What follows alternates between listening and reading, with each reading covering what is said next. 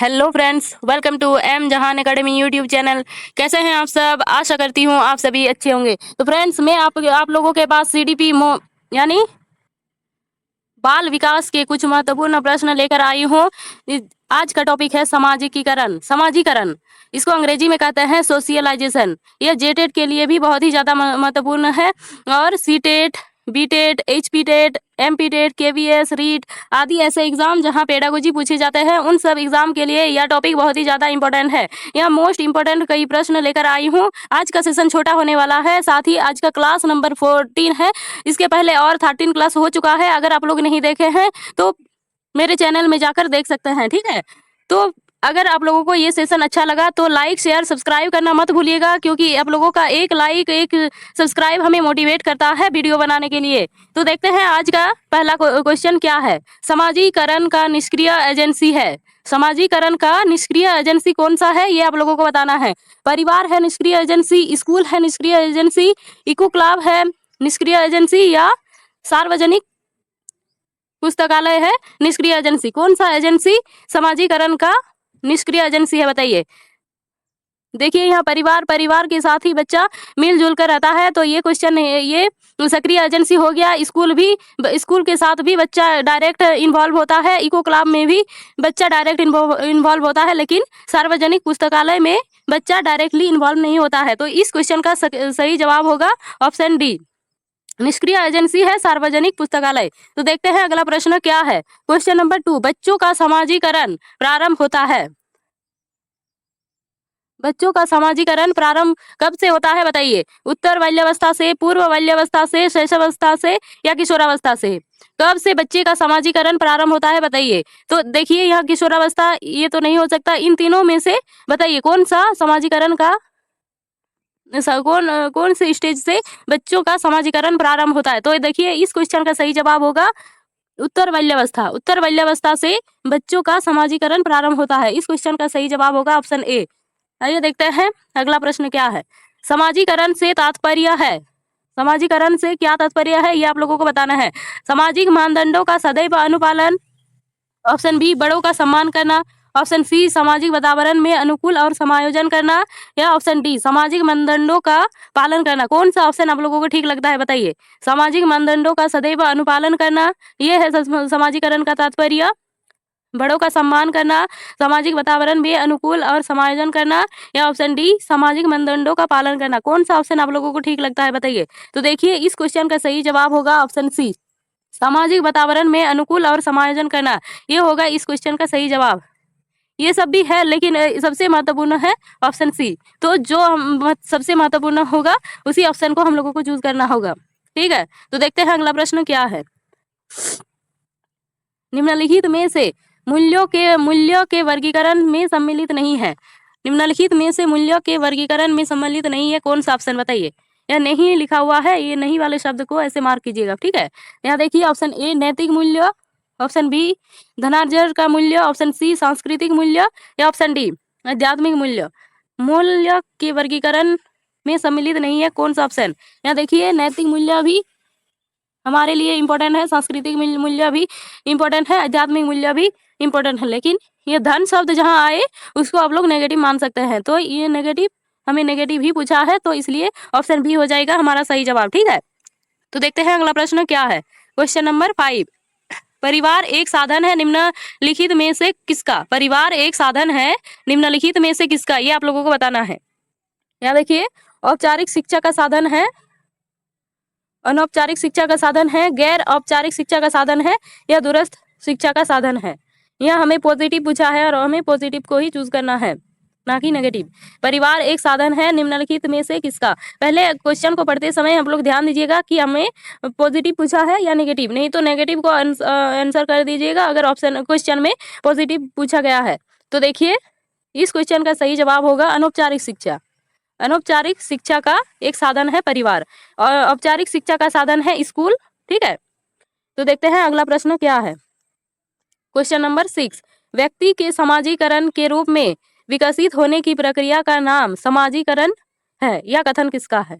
यहाँ जो कथन दिया हुआ है ये किसका कथन है, ये आप लोगों को बताना है। व्यक्ति के समाजीकरण के रूप में विकसित होने की प्रक्रिया का नाम है समाजीकरण।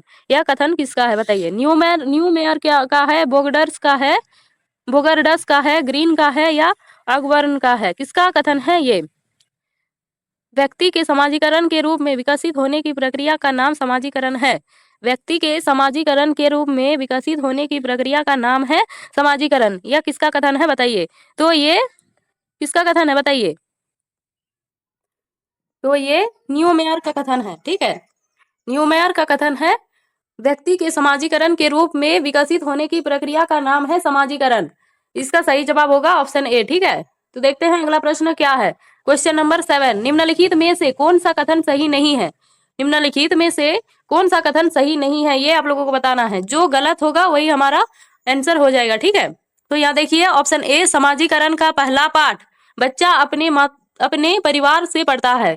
समाजीकरण का पहला पाठ बच्चा अपने परिवार से पढ़ता है। ऑप्शन बी, समाजीकरण का पहला अध्यापक है माता पिता। समाजीकरण का पहली पाठशाला अपना घर है। और ऑप्शन डी, बच्चा सबसे पहले अपने शिक्षक से सीखता है। बताइए कौन सा ऑप्शन गलत है? जो गलत होगा वही हमारा सही आंसर होगा। ठीक है, ध्यान से देखिएगा क्वेश्चन में क्या पूछा गया है, पॉजिटिव या नेगेटिव। अगर नेगेटिव पूछता है तो हमें नेगेटिव ऑप्शन को ढूंढना है, अगर पॉजिटिव पूछा है तो हमें पॉजिटिव ऑप्शन को ढूंढना है। ठीक है, तो इस क्वेश्चन का सही जवाब होगा ऑप्शन डी, बच्चा सबसे पहले अपने शिक्षक से सीखता है। बच्चा सबसे पहले अपने शिक्षक से सीखता है।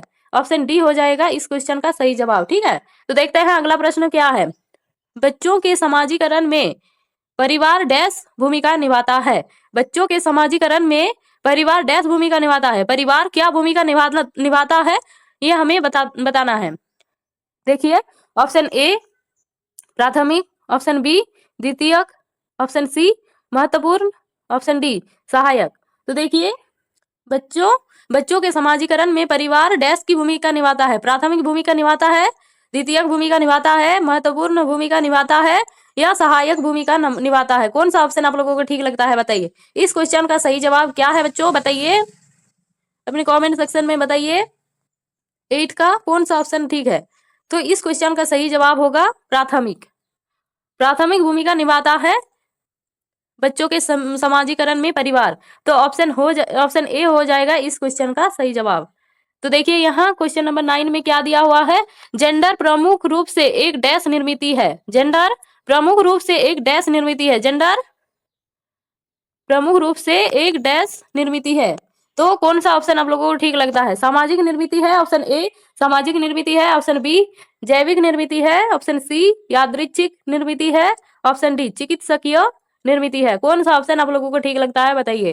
क्वेश्चन नंबर 9 का कौन सा ऑप्शन आप लोगों को ठीक लगता है बताइए? तो देखिए इस क्वेश्चन का सही जवाब होगा सामाजिक।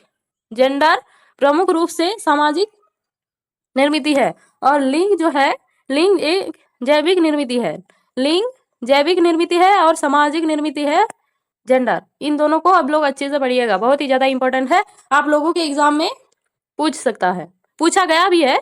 ये सभी क्वेश्चन आप लोगों के एग्जाम में पूछा जा चुका है। ठीक है, पूछ सकता है नहीं, पूछा जा चुका है। ठीक है, बहुत ही ज्यादा इंपॉर्टेंट है आज का सेशन। ठीक है, क्वेश्चन नंबर 10, समाजीकरण एक प्रक्रिया है। समाजीकरण एक प्रक्रिया है। ऑप्शन ए मूल्य विश्वास तथा अपेक्षाओं की अर्जित करने की एक प्रक्रिया है। समाजीकरण मित्रों के साथ रहने की एक प्रक्रिया है। समाजीकरण एक समाज में संस्कृति की आलोचना करने की एक प्रक्रिया है। या ऑप्शन डी घुलने मिलने तथा समायोजन की एक प्रक्रिया है समाजीकरण। बताइए कौन सा ऑप्शन आप लोगों को ठीक लगता है? ऑप्शन ए ठीक लगता है, ऑप्शन बी ठीक लगता है, ऑप्शन सी ठीक लगता है या ऑप्शन डी? कौन सा ऑप्शन आप लोगों को ठीक लगता है बताइए? समाजीकरण एक प्रक्रिया है, मूल्य विश्वास तथा अपेक्षाओं की अर्जित करने की एक प्रक्रिया है। समाजीकरण मित्रों के साथ रहने की एक प्रक्रिया है। या ऑप्शन सी समाजीकरण एक समाज में संस्कृति की आलोचना करने की एक प्रक्रिया है। या ऑप्शन डी घुलने मिलने तथा समायोजन की एक प्रक्रिया है। कौन सा ऑप्शन ठीक होगा बताइए?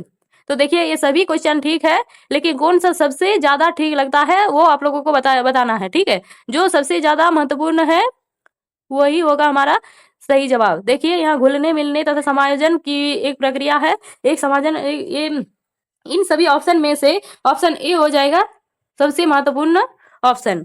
मूल्य, विश्वास तथा अपेक्षाओं की अर्जित करने की एक प्रक्रिया है। ये सभी भी है समाजीकरण की एक प्रक्रिया, लेकिन सबसे महत्वपूर्ण है मूल्य, ऑप्शन ए, मूल्य, विश्वास तथा अपेक्षाओं की अर्जित करने की एक प्रक्रिया है। ये ऑप्शन सबसे महत्वपूर्ण है। ठीक है, तो देखते आज आज का सेशन यही समाप्त होता है। द एंड यही हो जाता है। अगर आप लोगों को सेशन अच्छा लगा तो लाइक, शेयर, सब्सक्राइब करना मत भूलिएगा बच्चों, क्योंकि एक वीडियो बनाने के लिए बहुत ही ज्यादा मेहनत लगता है और आप लोगों का एक लाइक और एक सब्सक्राइब हमें मोटिवेट करता है वीडियो बनाने के लिए। तो आज का सेशन कैसा लगा बताइएगा कमेंट बॉक्स में, और किस टॉपिक की आप लोगों को मॉक टेस्ट देना है वो भी कमेंट करके बताइएगा। तो मिलते हैं किसी नेक्स्ट टॉपिक में, तब तक के लिए जय हिंद, वंदे मातरम।